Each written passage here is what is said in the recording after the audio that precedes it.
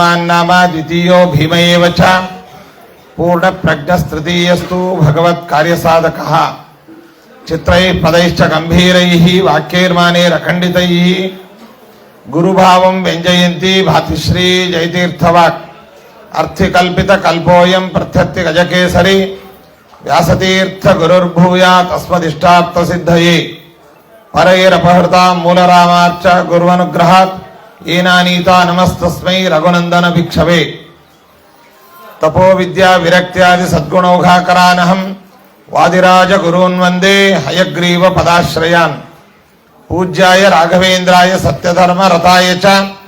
भजतां कल्पवृक्षाय नमतां कामधेनवे सुषमीन्द्र कराब्जोत्तम राघवेन्द्र गुरुप्रियं सुयतीन्द्र गुरुं वन्दे मूलरामार्चने रतं सर्वेऽपि सुखिनः सन्तु सर्वे सन्तु निरामयाः सर्वे भद्राणि पश्यन्तु सर्वे सुगुणशालिनः परम पवित्रवाद ಭಕ್ತಾಗ್ರೇಸರರಾದ ಜೀವೋತ್ತಮರಾದ ವಾಯುದೇವರ ನಾಡಾದ ಈ ಪಂಪಾ ಕ್ಷೇತ್ರದಲ್ಲಿ ಅನೇಕ ಋಷಿ ಮುನಿಗಳು ಜ್ಞಾನಿಗಳು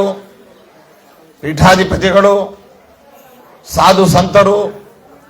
ಹರಿದಾಸ ಶ್ರೇಷ್ಠರುಗಳು ಓಡಾಡಿದಂತಹ ಪರಮ ಪವಿತ್ರವಾದ ಮಣ್ಣು ಪರಮ ಪವಿತ್ರವಾದ ನಾಡು ಈ ಯಾವ ಹಂಪಿಯ ನಾಡಾಗಿದೆ. ಈ ಒಂದು ಕ್ಷೇತ್ರಕ್ಕೆ ವಿಶೇಷತೆ ಅಂತ ಹೇಳುವಾಗ ಇದು ಹನುಮನ ನಾಡು. ಎಲ್ಲಿ ಹನುಮನೋ ಅಲ್ಲಿ ರಾಮ. ಅಷ್ಟು ಮಾತ್ರವಲ್ಲದೆ ಸೀತಾನ್ವೇಷಣೆಯಲ್ಲಿ ಸೀತಾಕೃತಿಯನ್ನ ಹುಡುಕಿಕೊಂಡು ಬರುವಾಗ